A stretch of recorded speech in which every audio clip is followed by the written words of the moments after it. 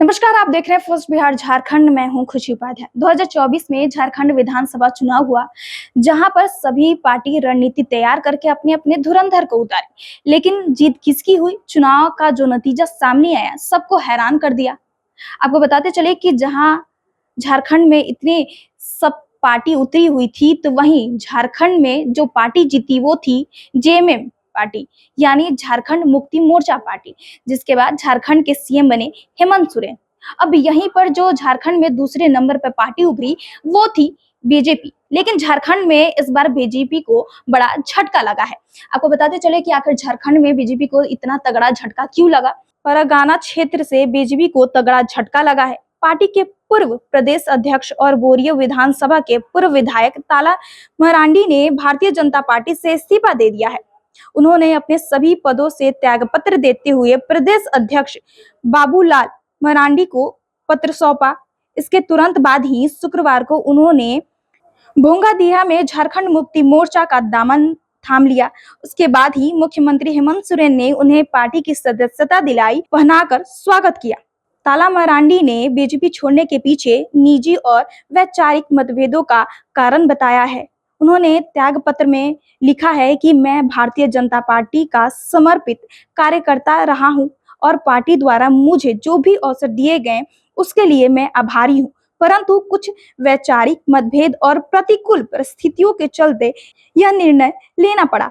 इसमें किसी भी तरह की दुर्भावना नहीं है। कृपया मेरे इस्तीफे को स्वीकार करते हुए मुझे मुक्त करें। आपको बताते चले कि गैरतलब है कि यह पहला मौका नहीं है जब ताला मरांडी ने राजनीति पार्टी बदली हो। वर्ष 2024 में वे राजमहल लोकसभा सीट से बीजेपी के उम्मीदवार थे, लेकिन झामुमो के प्रत्याशी विजय शंकर से वो हार गए।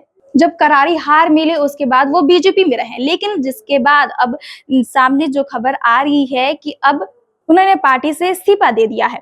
आपको बताते चले कि इससे पहले 2019 में भी विधानसभा चुनाव के दौरान भी उन्होंने बीजेपी से इस्तीफा देकर आजसू पार्टी ज्वाइन की थी और बोरियो सीट से चुनाव लड़ा था। हालांकि उस समय भी उन्हें झामुमो प्रत्याशी लोबिन हेम्ब्रम से शिकस्त मिली थी।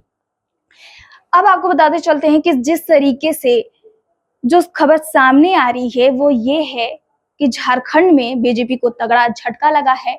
उनके प्रदेश अध्यक्ष ने पत्र सौंप दिया है। साथ ही साथ उन्होंने ये भी कहा है कि अब इनके पत्र को स्वीकृत किया जाए और साथ ही साथ इनके पद से अब उन्हें मुक्त भी कराया जाए। आपको बताते चले कि झारखंड में 2024 में विधानसभा चुनाव हुआ था, जिसके बाद ही झारखंड के जो सीएम बने वो हेमंत सोरेन बने। उसके बाद बीजेपी दूसरे पैदान पे रही, लेकिन यहाँ पर अब झारखंड में बीजेपी को तगड़ा झटका लगा है। बहरहाल इस खबर में इतना ही। हमारे साथ बने रहिए और देखते रहिए first Bihar Jharkhand. Panorama group, जो सोचता है वो करता है।